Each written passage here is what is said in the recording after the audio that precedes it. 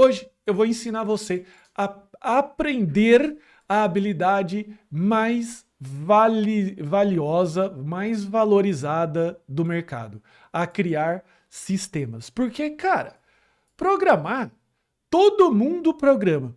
Todo mundo pega um livro, vou pegar um livro aqui, ó. Esse aqui, tá valendo hoje. Todo mundo pega um livro e todo mundo vai lá ler os códigos que estão no livro e vai, nossa, que bacana, né? Então é assim que faz o if, é assim que faz o alert, é assim que faz o prompt, é assim que eu faço com HTML. Show de bola. Mas aí chega um cliente e o cara fala assim: velho, você não consegue fazer um sistema para mim? Você não consegue fazer uma landing page? Você não consegue fazer aqui um aplicativo? Você consegue fazer isso aqui na minha empresa? Daí você fala assim: não. Sabe por quê? Porque a habilidade de projetar, ela é uma habilidade mais importante que programar. Duvida?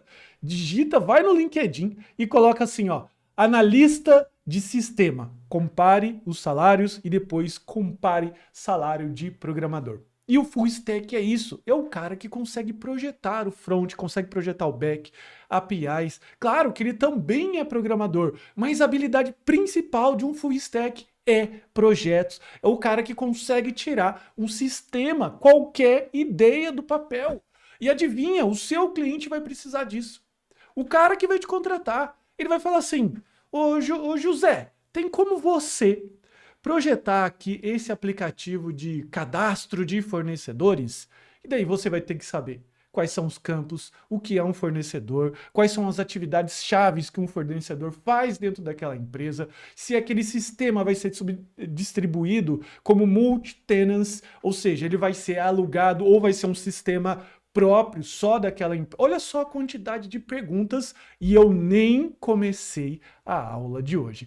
E lembrando também que a aula de hoje eu vou passar um passo a passo. São 3 passos iniciais, são passos surpresa que a gente vai liberando aqui ao longo da aula. Então não sai da aula se você quer saber quais são os 3 passos para projetar qualquer sistema antes de você codificar. Então você que estava aprendendo programação, falou assim: tá, moleza, já sei o JavaScript, já sei o React, já sei o Node.js. Agora eu vou sair para o mercado. Não, senhor. O senhor não vai sair ainda, ô senhora, porque você precisa aprender a criar sistemas. E antes de começar o passo 1, eu vou contar a história da Zuleika. Zuleika é uma amiga minha. É uma grande amiga minha. E a gente trabalhou junto na Embraer, ok? E a Zuleika, ela trabalhava lá na Embraer como analista de sistemas. Eu lembro bem que lá por 2007, 2006, 2007, eu ganhava em torno de R$ 3.800, carteira carimbada na Embraer, como analista de programação, analista de publicações técnicas. Eu fazia uns scripts, fazia uns programinhas. E aí eu descobri, através de um programa de cargos e salários de vagas que tinham em aberto, que existia lá então um aproveitamento interno. O que que é? Uma vaga aberta interna para a minha seção de analista de sistema, que era a mesma profissão da Zuleika, bicho. A Zuleika, a Zuzu. Tinha a Zuzu, tinha a Zuleika, tinha a Vólia, tinha outras pessoas, o Jorge. Eram pessoas que já estavam ali há algum tempo e eram pessoas que projetavam o trabalho que eu ia fazer. Olha só que interessante. E toda essa galera, eles ocupavam então um cargo de analista de sistemas, algo análogo a isso. E o que acontecia? Eu descobri, por conta de uma vaga aberta de aproveitamento interno, que o salário dessas pessoas, o salário na época, em 2006, de um analista de sistemas, ou seja, o cara que projeta os requisitos para o programador, era de R$ 12.000. 12 pau, bicho. 12 mil reais. Enquanto eu, que era programador, tinha que passar o meu bumbum o tempo inteiro sentado lá na cadeira, o cara lá projetava. Ele colocava no papel aquilo que ele escutava de um cliente. Colocava no papel os requisitos e eu tinha que programar. Mas eu não fiquei ainda tão chateado, porque, cara, eu não vou ficar invejando o salário dos meus amigos, enfim, eles merecem, com certeza. Mas eu fiquei ali muito encafifado cara, se o cara entrega um Word para mim, se o cara entrega um Excel, se o cara entrega uma coisa desenhada, que não é o programa rodando, por que o trabalho desse cara vale mais que o meu? Por quê? Eu quero entender aqui. Deixa eu pentear meu cabelo. Quero entender aqui você no chat se o porquê você acredita que um analista de sistemas ganha ou deveria ganhar mais que um programador, o cara que programa. Sendo que o programador é o cara que digita o código, o cara que tem que criar, o cara que tem que compilar, colocar o sistema no ar. Não faz sentido. Por que que o analista de sistemas deveria ganhar mais que um programador? E eu fiquei com isso na cabeça. E então, o que aconteceu? Um dia, eu saí dessa empresa a qual ele trabalhava e eu montei a minha própria agência de software. E eu comecei a atender lá os meus clientes. E um belo dia, chegou um cliente e pediu um sistema. E aí, meu filho, eu descobri o porquê que o analista de sistemas ganha normalmente 15k por mês. E um programador, hoje, iniciante júnior, aí tá ganhando 3.800 de acordo com as pesquisas. E eu descobri e consegui sintetizar em 3 passos que vão fazer você tirar uma ideia do papel e colocar ela na realidade. Porque pensa comigo, é lógico que o cara que faz ali as análises de requisito, ele ganha bem. Sabe por quê? Porque ele consegue extrair uma ideia e transformar em algo do abstrato para o concreto. Uma habilidade que a maioria dos programadores não tem. Sabe por quê? O programador espera as seguintes requisitos ali para ele fazer qualquer coisa. Ele vai sentar no editor, o que ele espera? Qual é o nome da tabela? Quais são os campos daquela tabela? Qual é o nome da API? E qual é o nome da tela? Qual é a cor do botão? Quais são os estilos? O programador, minha gente, que não consegue sair do campo das ideias e colocar isso em prática, ele é um programador chat GPT. O que é o programador chat GPT? É aquele cara que você precisa dizer exatamente o que ele precisa fazer. E ele é um cara que traduz todos os requisitos de nome de tabela, campo, etc., em linhas de código. Só que deixa eu te contar uma novidade. Olha só, vamos abrir o chat GPT aqui? Vamos lá? Vou abrir aqui. Então vou colocar aqui, ó, chat GPT 4 e vou colocar aqui, ó, você é um programador web. Crie uma tela para cadastro de fornecedores em HTML, JavaScript e o React. Crie uma estrutura CRUD. Vou colocar aqui a temperatura 07. E aqui eu vou colocar 2025, sei lá.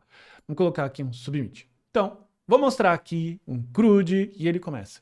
Tá? Primeiro instala o React e depois o que você vai fazer? Você vai fazer a tela, olha só, o componente, vai ter então aqui os eventos de submit, ele vai ter os eventos, os campos de formulário, depois ele vai ter o quê? Ele vai ter mais alguns outros detalhes, ele começa a especificar aqui para você, né, toda a parte do back-end. Se você explorar um pouquinho mais, por exemplo, Agora crie o back-end com as tabelas. Você vai clicar aqui em Submit, ele vai criar primeiras dependências, depois cria o arquivo server.js, cria aqui as rotas, ou seja, se a gente começar a explorar um pouquinho mais, você vai ter então algo que ele remete ao quê? Algo muito próximo de um código. Então tem um monte de gente hoje, um monte de programador que hoje está preocupado, falando assim, cara, será que a IA vai tomar o meu trampo, o meu trabalho? Cara, se você for um programador que só transfere uns requisitos para código, sim, é muito provável que a IA vá pegar talvez não em 2024, não em 2025, mas em 2026 ali, 27. Com certeza isso daqui já está muito mais avançado e vai sim pegar muito trabalho de programador. Programador crude, aquele cara que escuta o nome precisa do nome da tabela, os campos, as coisas, para criar qualquer código. Porque o que separa você do uma IA é isso daqui, é a capacidade de comunicação com aquela pessoa, porque se o seu cliente já sabe quais são os campos, quais são os requisitos e tudo que ele precisa para criar um sistema, cara, ele não precisa de você. Por quê? Porque o ChatGPT já vai criar um pseudocódigo para ele ali muito próximo. Então pensa comigo, é uma ilusão você querer que o seu cliente, aquela pessoa que está trazendo para você o seu serviço, diga exatamente o que você precisa fazer. Então você tem que ter uma capacidade intelectual, e eu já vou te mostrar aqui em 3 passos, passo 1, 2 e 3, como que você chega lá. Beleza? E é claro também, no final, eu vou passar aqui para você os 2 livros surpresa que está aqui nesse pack, beleza? E esses 2 livros surpresa que estão aqui nesse pack que vão ajudar você a projetar qualquer sistema. Vamos lá, passo número 1. Passo número 1. Qual é a principal habilidade que um programador precisa ter no momento de projetar qualquer sistema? Eu vou colocar aqui o primeiro passo. Escutar. Nossa Senhora! Mas que coisa genial! Que gênio, né? Eu preciso escutar o que o cliente quer. Você precisa escutar. Você precisa escutar. Mas como assim você precisa escutar? Você precisa fazer uma etapa que chama coleta e análise. Beleza? Para você idealizar alguma coisa. Mas então você está falando que o cliente ele vai conseguir ali dizer o que eu tenho que fazer. Não estou falando isso. Eu estou falando que você precisa, através da escuta ativa, coletar algumas palavras-chave e coletar utilizando essas 3 perguntas que a gente vai fazer aqui. Então, passo número 1. Eu vou colocar aqui, ó, escutar, coleta e análise. A gente vai focar nesse primeiro passo aqui, beleza? Então, qual é a primeira pergunta que você precisa fazer para o seu cliente? E tudo que você precisa fazer é pedir para o seu cliente contar a história. Uma história. E qual é a história? Bom, você precisa contar a história do porquê ele está falando com você. Todo cliente vai chegar, todo cliente vai te pedir baseado em qual é o seu pesadelo? Então você precisa entender para o cliente e eventualmente até fazer essa pergunta o que te tira o sono à noite? O que te tira o sono à noite? Por que você está sem dormir? O que está acontecendo no seu negócio? Lembrando que, além da gente utilizar o passo 1, 2 e 3, no passo 2 eu também vou mostrar qual é a ferramenta que eu utilizo para modelar. Eu vou mostrar como eu modelo todo o sistema para que você possa entender. E eu não estou falando aqui, ó, de sistema React com token. Isso não é sistema. Isso não é o sistema que o seu cliente vai pedir. Vamos fazer, então, um sistema escolar? Sabe por quê? É legal a gente fazer um sistema escolar, porque todo mundo aqui já foi aluno. Porque se eu disser aqui para vocês, olha, vamos fazer um sistema aqui de controle de manuais aeronáuticos IPC. Daí você vai falar assim, que diabo que é isso de IPC, velho? Que é isso? Eu vou ter que explicar o problema para você. Então é mais fácil a gente fazer um problema, resolver o problema a qual nós, eu e você, tenhamos o conhecimento em comum. Combinado? Vou colocar aqui, ó, sistema de controle escolar. Beleza? Fechado? Então, o sistema de controle escolar, a gente vai colocar aqui e eu vou conversar, então, com o diretor da escola. Beleza? A gente vai simular aqui uma conversa. Então, eu vou perguntar o seguinte: senhor diretor, muito bom dia. O senhor pediu a minha visita aqui. Eu sou um analista de requisitos e hoje a gente vai resolver os seus problemas. E eu quero que você me descreva o seguinte: o que te tira, primeiro, o sono à noite? Por que o senhor está querendo um sistema? Porque o senhor está querendo este sistema. Por que será que uma pessoa gostaria de um sistema de controle escolar? O que está acontecendo nessa escola? O que está tirando o sono? Primeira coisa, controle de faltas e acesso aos alunos. O que está acontecendo? Os alunos, eles estão completamente desfalcados com relação às faltas. Os alunos, eles não têm, digamos assim, um controle específico de acesso, de que horas que entrou na escola, que horas que saiu, que dia que veio. O que está acontecendo? Tá uma bagunça. Então, um controle de faltas e acesso dos alunos. E também podemos dizer que os professores não possuem uma listagem destes alunos. Portanto, as faltas demoram a entrar na planilha.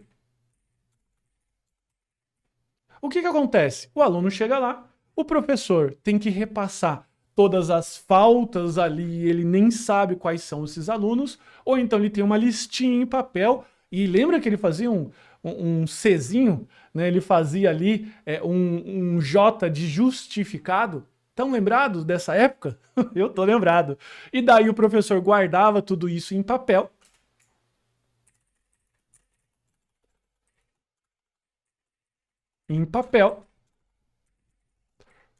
E o que gera o quê?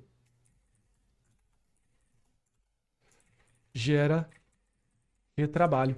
Por que retrabalho? Porque o professor anota tudo isso e soca lá na secretaria. E a secretária que se lasque. Coitada da secretária para poder repassar depois tudo isso para uma planilha do Google Docs. Então, controle de faltas e acesso dos alunos. O que eu preciso também ter aqui? Um controle de acesso para barrar os alunos que estão devendo na escola. É uma escola particular. Tá achando o quê? Se o aluno está devendo, eu tenho que barrar os alunos na escola. Ou seja, chamar os pais para que possa retirar o aluno da escola após a entrada. Porque a gente também não pode barrar, né? Mas daí o aluno entrou, tal, daí você fala assim, olha, você só vai poder entrar a próxima vez, ou aqui, se o seu pai vir te pegar. Não é isso? Nem sei se pode fazer isso numa escola particular. Mas tudo bem. Controle de faltas e acesso dos alunos. Que mais? Quais são os requisitos que um sistema escolar precisa ter? Material. Ou seja, eu preciso controlar quais são os livros didáticos, preciso controlar a matéria em sala de aula, beleza? Controle de material, matéria dada em sala. E também eu preciso controlar controle das notas. Afinal, a gente precisa aqui com as notas boletim online, ou seja, a gente tem que pedir dar acesso para o boletim para os pais, porque tem muito aluno que leva a nota, o boletim para a sala, falsifica lá. Eu nunca fiz isso, eu nunca falsifiquei a assinatura do meu pai nem da minha mãe. Mas, enfim, tem que ter um boletim online, ok? Que mais? Repetência ou... Não é repetência, né? Controle de médias, ok? Média 7, a gente vai colocar aqui. E mais algumas outras coisas. A gente também não pode, né, exagerar muito aqui nos requisitos, senão eu vou ficar fazendo requisito com você aqui até amanhã, beleza? E também tem agora muito bem lembrado, o Ricardo, os professores. O que um professor precisa ter? Controle de faltas e presença. É a mesma coisa, mas tudo bem. Eu preciso também ter aqui, ó, controle de relatórios, controle de provas. Então eu preciso ter o quê? Um controle de material, controle de notas dos alunos. Tá meio bagunçado. Então, olha só. É o pesadelo. O cliente está falando, então, cara, olha só. O dono, o senhor diretor, tá aqui falando assim, então, sabe o que acontece? E ele vai começar a contar a história, vai falar assim, porque aquele professor, a Janaína, o que acontece? A Janaína, bicho, é uma professora que ela dá nota rápido, tem que dar nota, rápido. Ela entrega todos os trabalhos e anexa isso às faltas dos alunos, tem coisas extras, então ele começa a te contar uma história, ok? Então o que acontece? Ele conta para você o que tira o sono dele à noite, ele começa a contar os problemas dele. Então aí ele vai falar o seguinte, porque o aluno que está devendo, o cara... entra aqui na escola, entra aqui de qualquer jeito, daí você pergunta, mas tem que barrar? Tem que barrar, porque... Mas pode barrar. Então, olha só, você vai perguntar o que tira o sono do senhor diretor à noite. Porque o senhor está querendo esse sistema, o que tira o seu sono à noite. Claro que tudo isso aqui é importante, mas nem tudo você pode fazer e nem tudo você vai conseguir fazer. Então, na sequência... O que você precisa saber? Qual é, então, se o senhor falou que esse é o pesadelo, qual que seria o seu sonho? Feche o olho por 1 minuto. Pense que todos esses problemas estão resolvidos. Como que isso, no seu sonho, é resolvido? Daí ele vai falar o seguinte, olha só, controle de faltas e acesso dos alunos. Então, tem aqui, ó, um controle de acesso facial com presença. Opa! Então eu tenho um negócio aqui, ó, acesso facial. Preciso ter câmera, preciso ter uma catraca. Que mais? Ele tem aqui, ó, um controle web de presença. O que é esse controle web? O professor abre uma tela e clica para que ele possa confirmar a presença do aluno na sala. Então isso daqui já vem preenchido. Pô, velho, já vem preenchido, hein? Acabou o trampo dos caras, velho. Acabou. Ou seja, o professor já vai ter uma listagem ali falando o seguinte, o José, tá aí? Tá aqui. Então, opa, tá marcando aqui. Então, José, ele passou pela catraca, passou pelo sistema e ele tá sentadinho aqui. Então, eu assino embaixo que o José está na sala de aula. Beleza? E esse negócio de falta, ele é tão sério que na época o coordenador pedagógico da faculdade que eu lecionava, ele falava o seguinte, olha, a falta, ela serve inclusive de álibi para confirmar que aquela pessoa estava na escola ou não. Então, se você, professor, coloca aí que o aluno estava presente, cara, você tá dando o seu aval aí falando que ele não estava em outro lugar, ele estava aqui, isso inclusive serve de álibi. Para quem não sabe o que é álibi, é quando você comprova lá juridicamente que o aluno estava lá, beleza? E na sequência, o que eu preciso ter? Um controle web de presença, um controle de notas, lançamento das correções e preciso ter mais, basicamente isso daqui, o controle de matrículas, beleza? Por quê? Porque o lançamento das correções deverá acontecer em menos de 25 minutos após o recolhimento das provas. Olha só que interessante. Então, o senhor diretor está falando assim, cara, tem professor que demora mais de, sei lá, uma semana para lançar a prova no sistema. Então, eu preciso que o lançamento das correções das provas em pouco tempo. Por quê? Porque senão o aluno fica enchendo a paciência, fica ligando na secretaria, fica toda hora falando. E o controle de matrículas. Então, basicamente, esse aqui é o sonho. Mas a pergunta mais importante que você vai fazer não são essas duas. Qual é o seu pesadelo e qual é o seu sonho? Mas sim, o que você já tentou até hoje e por que não funcionou.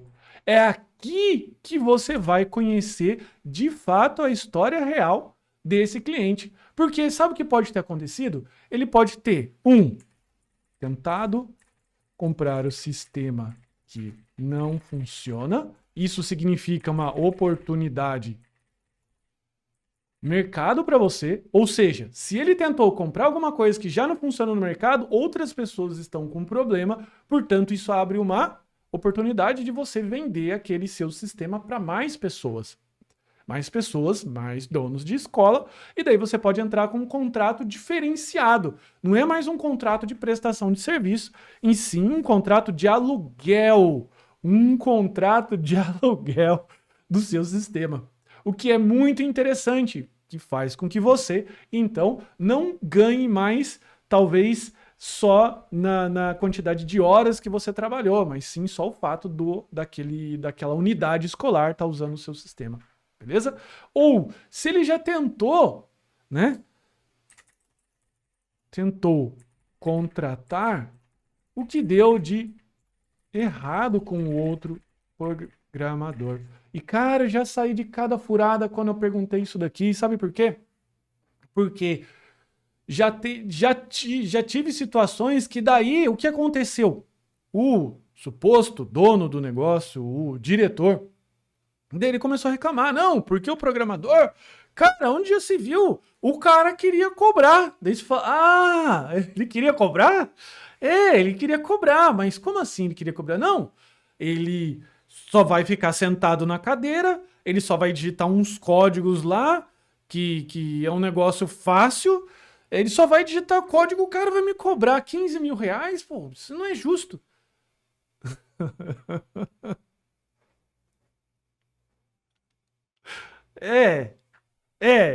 Todo mundo precisa comer, o programador também é gente, né? Entende? Então você vai conseguindo puxar o histórico do que aconteceu e você já nem entra numa furada dessa. Você já fala assim, tá, tudo bem, entendi. Então, olha só, eu vou te fazer uma proposta e daí você faz uma proposta de, em vez de 15 mil reais, de 70 mil reais. Você fala um não educado. É um detalhe, tá? Vou colocar um ponto 3 aqui. Você nunca fala não para o cliente. Você deixa ele recusar a proposta. Você nunca fala não para o seu cliente, você sempre deixa ele declinar. Não, mas como assim você quer me cobrar 70 mil? Você sabe, né? As coisas estão caras, a inflação, etc. Então você nunca fala qual é o problema dele, beleza? Então isso aqui é a análise. Então, primeiro passo, escutar, coleta e análise. Passo número 2, o que você vai fazer? Você vai fazer a modelagem de dados UML. Que raio que é isso, cara? Que eu escutei na faculdade, nunca vi, mas ninguém fazer. Vamos entrar aqui no Google. Modelagem de dados UML. A gente vai entrar aqui na Wikipedia. E a gente vai ver aqui. A UML em si é uma forma de você estruturar os seus pensamentos, uma forma de você conseguir organizar os seus pensamentos baseado num padrão de objetos que eles fazem uma modelagem. Então, o que eu posso dizer para você é que, se você quiser, por exemplo, criar um sistema de caso de uso, que é o primeiro modelo que nós vamos utilizar aqui, o que você faz? Você utiliza um diagrama de caso de uso, que é um diagrama mais abstrato possível das coisas que precisam ter no seu sistema. Então, o que eu costumo utilizar aqui? O Star UML. O Star UML é um sistema muito interessante de desenho de diagramas UML, que ele cobre aí 99% dos diagramas UML que estão como padrão UML, beleza? Porque o UML significa Unified Modeling Language, ou linguagem de modelagem universal, alguma coisa assim. Beleza? Mas o que acontece? Ele dá para você colocar aqui muitos tipos de diagrama, inclusive wireframes, dá para você fazer um monte de coisas aqui interessantes, diagrama de banco de dados. Então a gente vai modelar, fazer uma pequena modelagem aqui para você entender como que é, beleza? Primeiro, a gente vai modelar aqui quais são, dentro do Star UML, o que eu preciso fazer? Eu clico com o botão direito em Model, Add Diagram, Use Case Diagram. A gente vai abrir aqui o diagrama de caso de uso, beleza? Eu vou tentar colocar o melhor zoom possível para ficar claro para você. Então vamos lá. Qual é a primeira coisa que eu faço quando eu abro um diagrama de caso de uso? O que eu tenho que fazer?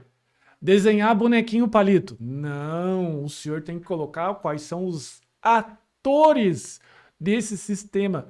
Quem vai interagir com esse sistema? Então, quem vai interagir? Claro, o professor, ok? E segundo, o aluno, ok? Esses são os dois caras principais aqui, ok? Que vão interagir com esse sistema. A partir dos atores principais, aí sim você vai colocar o que esses atores principais fazem. Então, a gente vai colocar nesse balãozinho aqui os casos de uso. O que é um caso de uso? Você vai descrever basicamente aqui o que o professor vai fazer. Então, ele vai fazer, dentro de uma tarefa mais abstrata possível, é lançar presença, ok? O lançar presença, ele tem quais interações? Bom, ele tem uma primeira interação, que a gente vai criar uma associação aqui, que é confirmar. Eu preciso confirmar a presença de um aluno que fez o quê?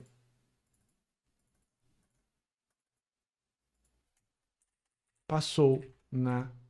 Vou colocar aqui, ó, reconhecer facial. Ah, mas você está fazendo aqui algo que, poxa vida, não está no padrão especificado da UML que você está colocando.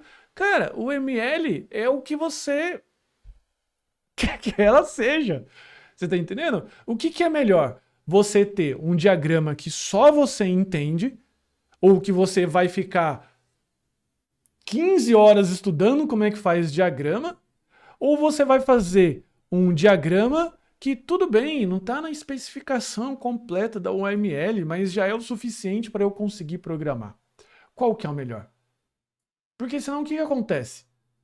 Você vai começar a virar em vez de criar soluções, que é o software rodando na máquina, você vai ser o cara que é especialista em UML. E sim, especialista em UML, pô, o cara ganha bem e tal. Mas, bicho, você precisa entregar um software funcionando. Porque senão o que vai acontecer? O diretor da escola, ele não vai te pagar. né? Isso daqui é para quê?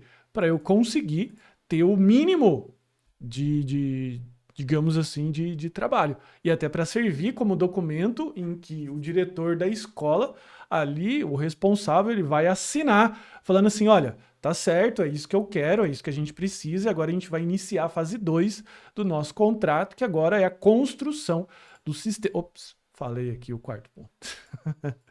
Segundo ponto, depois de lançar a presença, eu vou lançar as notas. Quem vai lançar as notas? O professor. O aluno lança nota? Não, o aluno não lança nota. O aluno faz o quê? Consulta o boletim.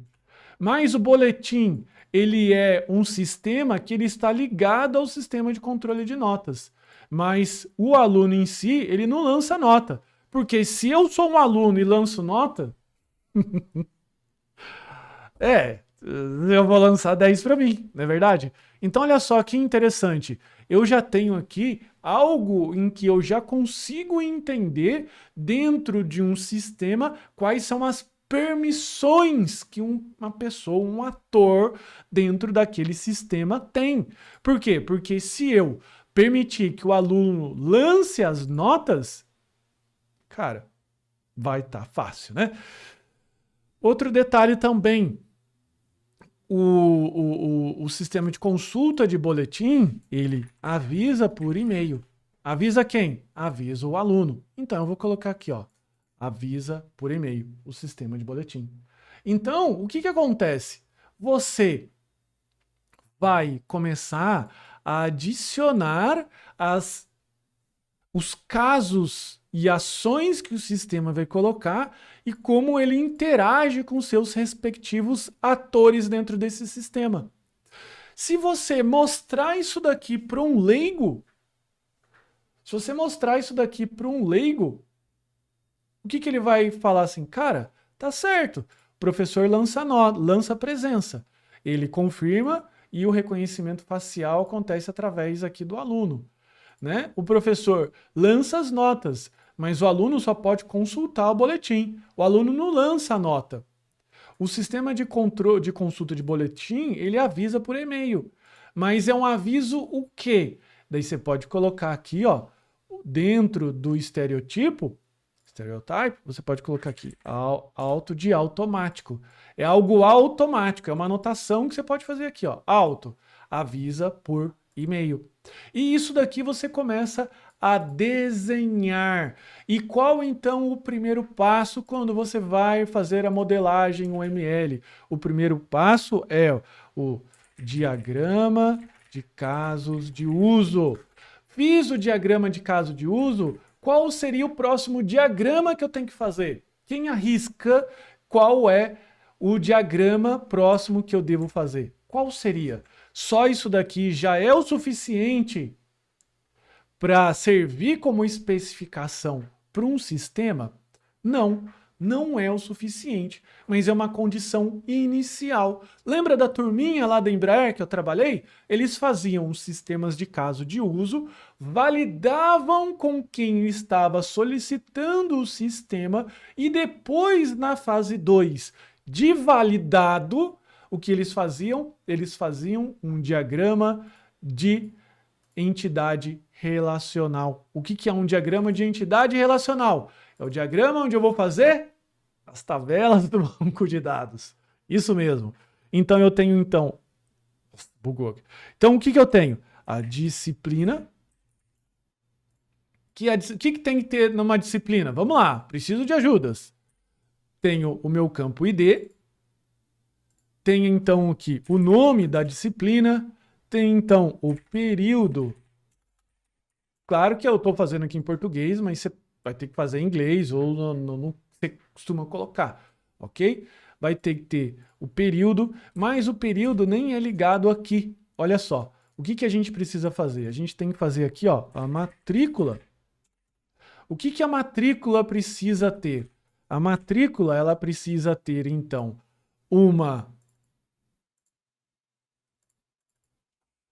deixa eu apagar aqui. Ela precisa ter aqui, ó, uma disciplina tem várias matrículas. Então aqui, o que eu preciso ter? O ID disciplina, ou seja, olha só, um relacionamento de um para muitos. Ah, mas como é que você sabe disso, Felipe? Como é que você sabe desenhar um sistema de banco de dados? Eu sei desenhar porque, primeiro, eu tive que entender o que eu tinha que ter. Então, o que eu tenho a matrícula aqui? Eu tenho, além da matrícula, uma data. Eu tenho ainda os meus atores. Professor e que mais? Aluno. E veja que a matrícula eu tenho um professor para várias matrículas.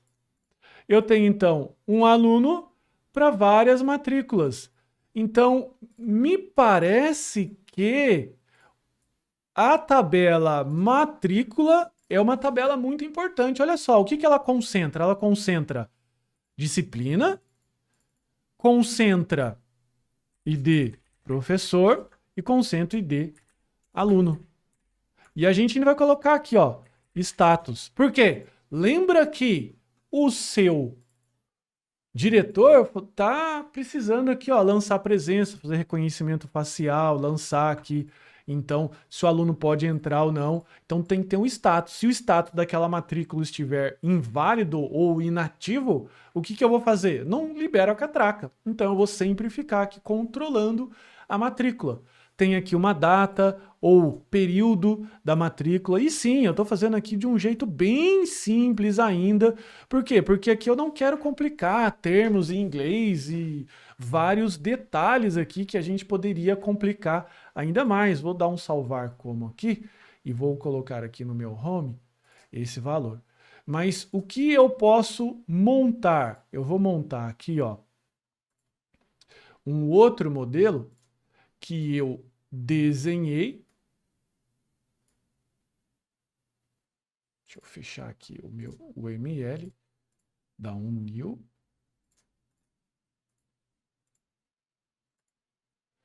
Olha só, o que eu posso ter de tabelas, né? Esse daqui é um sistema que eu tenho, um sistema de controle escolar. Esse sistema de controle escolar aqui, com todas essas tabelas de produto, oferta, aluno, estudante, é o sistema que eu fiz para controlar o sistema de área do aluno. Esse sistema de área do aluno é próprio. E eu fiz todas essas tabelas aqui, todos esses relacionamentos. Beleza? Então é algo que, sim, a gente usa aqui no mundo real. Eu te ensino que eu faço todos os dias. Beleza? Aqui, só para a gente fechar, e o meu software aqui está lento, não sei porquê. O que eu tenho aqui, então? O nome do professor, eu tenho o quê? Matrícula. Eu vou colocar um ID aqui, mas é aquele número do crachá, vou colocar crachá. Ok? Aqui o aluno, eu tenho também nome dele, eu tenho crachá, ou seja, eu vou colocando aqui tabelas. As coisas, pergunta sincera, se eu escuto o que o diretor da escola fala como qual é o pesadelo, qual é o sonho, porque não deu certo, coloco todos os balõezinhos aqui e eu vou começando a utilizar aqui esses balõezinhos que, claro, eu estou chamando isso de uma forma vulgar, mas o diagrama de caso de uso, pai construindo as tabelas e os seus relacionamentos de informação, eu estou chegando mais próximo de criar um sistema, sim ou não? Coloca aqui no chat para a gente entender. Eu estou chegando mais próximo da criação de um sistema, eu estou conseguindo sair de um modelo que era totalmente abstrato para um modelo que eu já estou chegando mais próximo da criação de alguma coisa. Então, olha só que interessante. Eu estou, então, cumprindo com o meu objetivo, que é eu estou criando o sistema. E veja, só que interessante, eu nem cheguei ainda na linguagem de programação. Eu não decidi qual vai ser a linguagem de programação, não decidi qual vai ser o ambiente. Por quê? Porque se nos requisitos de software que eu estou criando aqui, por exemplo, esse reconhecimento facial na hora de lançar a presença é algo ou uma aplicação que não vai ter internet no local, por exemplo, é uma guarita distante, que lá não chega Wi-Fi, lá não chega nada. O que eu tenho de opções? Eu vou colocar um React lá? Vou colocar o React num ambiente que não tem internet? Como é que eu vou fazer? Como é que eu vou carregar o banco de rostos de reconhecimento facial num ambiente que não tem internet? Como é que eu vou ligar esse reconhecimento facial com uma confirmação em tempo real com o professor? Como é que eu vou fazer isso? Se o lançar presença, ele não tem internet na guarita. Porque eu, como aluno, eu chego lá e ele faz um reconhecimento facial. Beleza. Só que eu tenho que mandar isso para um sistema de pré-lançamento. Como é que eu faço? Bom, você pode falar, olha, esse problema é impossível de resolver, então eu preciso de uma ligação intranet, né? Que eu vou colocar uma antena Wi-Fi que vai daqui até lá, e a gente vai ter que fazer isso. Ou então a gente pede pro Tião, Tião, todo dia que você for abrir o portão, você leva lá o SD card, enfia lá na máquina, carrega os alunos, depois que todo mundo entrou, você tira o SD card e coloca no servidor. São opções? Sim ou não? São opções. Opção 1, infraestrutura. Passo cabo, ligo Wi-Fi, 2 antenas, etc. Ou eu peço para o Tião. Por quê? Porque se o diretor da escola falar assim, cara, eu até entendo que é interessante esse sistema online, mas eu não tenho grana. Ou então não tem tecnologia suficiente para resolver isso. É difícil em 2024. Mas não tem uma tecnologia suficiente. O que a gente vai fazer? Eu já tenho o Tião serve. Daí você vai falar assim, você tá satisfeito em colocar o Tião para resolver esse problema? Tô, então tá tudo bem. Então tá tudo bem. E daí, como sempre, depende. Daí você vai fazer um puta de um sistema em React para rodar num ambiente que não tem internet? Daí você não vai fazer isso. Você vai fazer uma interface desktop, que pode ser em JavaScript com Electron, que é um framework que permite criar aplicações desktop utilizando o JavaScript, ou então você faz um Python com Qt para rodar no Linux. Olha só o leque de possibilidades se abrindo. Olha só como é importante você não chegar com uma solução pronta, porque senão você chega enviesado. Entende? Entende porque você precisa conhecer várias opções e ter tudo isso dentro do seu canivete suíço, se você é uma pessoa que vai resolver problemas?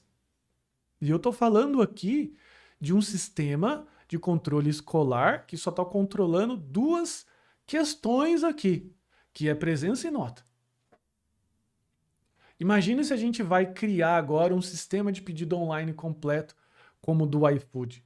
Quantas variáveis eu preciso entender, quantos atores eu tenho.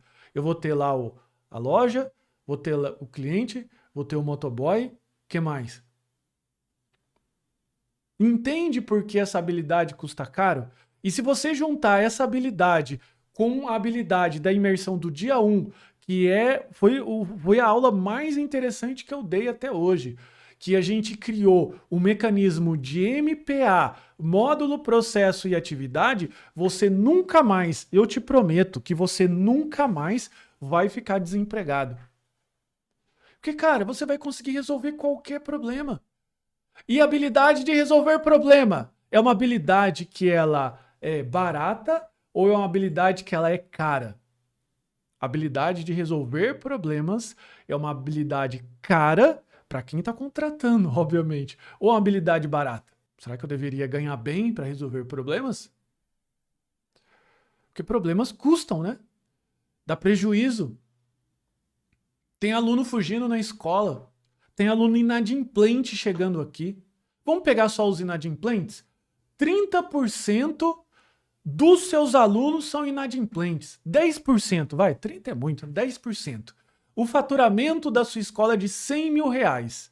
Então, o que está acontecendo aqui? Todo mês, 10 mil reais estão indo no ralo. Por quê? Porque ou você está deixando o cara estudar de graça, ou você está deixando de cobrar esses 10 mil reais. Por mês. 120 mil por ano. E aí? Será que vale a pena você cobrar 30% disso? Será que valeria você cobrar 30 mil reais? Valeria? Sim ou não? Você faz um contratinho com o cara, fala assim, ó, vamos fazer o seguinte, eu vou fazer um sistema aqui de controle para você e a gente nem vai começar a controlar as outras frus-frus. A gente vai controlar só aquilo que dói. Ou seja, a gente vai fazer aqui o passo 3, priorização. A gente só vai priorizar aquilo que traz grana para a escola, vai estancar prejuízos. Você me paga 3 meses, você fica com o restante da vida do lucro para você? Combinado, 30 mil reais. E você já tem o código. Daí amanhã você traz o código aqui e instala na minha catraca. Já pensou? Cara, eu nunca fiquei desempregado na minha vida. Nunca. Nunca. Eu não sei o que é ficar desempregado. Já fui mandando embora. Já fui mandando embora, como todo mundo, né? Já fui dispensado. Mas eu nunca passei um dia da minha vida sem trabalhar, velho. Nunca.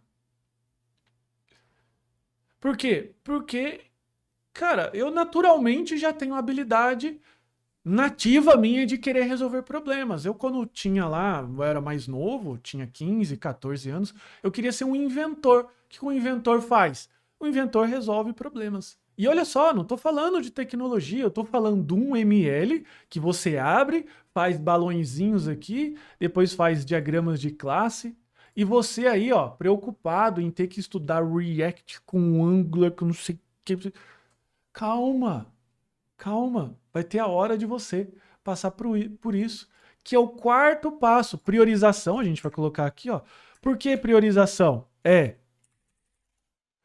sobre investimento, ROI, isso precisa ser mais rápido possível. Por quê? Porque se o dono dessa escola resolver que, olha só, o cara tá aqui resolvendo o problema, tá tirando meus pesadelos, tá trazendo os meus sonhos aqui de volta, tá fazendo eu tomar gosto pelo meu negócio, ainda tá trazendo lucro, porra, chama esse cara de novo mais 10 vezes. Não é isso? Sim ou não? Não é isso? Porra, velho, você nunca mais vai ficar desempregado, cara. E eu tô te ensinando uma habilidade que é mexer num ML. Mexer num ML. Nem precisa ser o Star ou ML, pode ser uma folha de papel. Uma folha de papel. Claro que você vai fazer no ML porque, porra, né? Software ainda que é gratuito. O meu aqui não tá licenciado. Custa $60 para você licenciar esse negócio lá num tipo de licença educacional lá. Ou então $120 lá. E o quarto passo, aí sim é codificar. Então você vai um programa que atenda os requisitos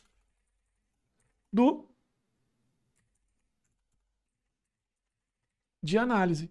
Daí você vai imaginar, agora eu vou fazer um sistema de presença em que o Tião vai trazer. Então eu não preciso mais do OpenCV, o Open Computational Vision, de computação, de visão computacional, que eu estava imaginando. Não vou precisar daquela catraca ultra moderna, é só o dedão mesmo aqui. Ou o crachá do aluno resolve.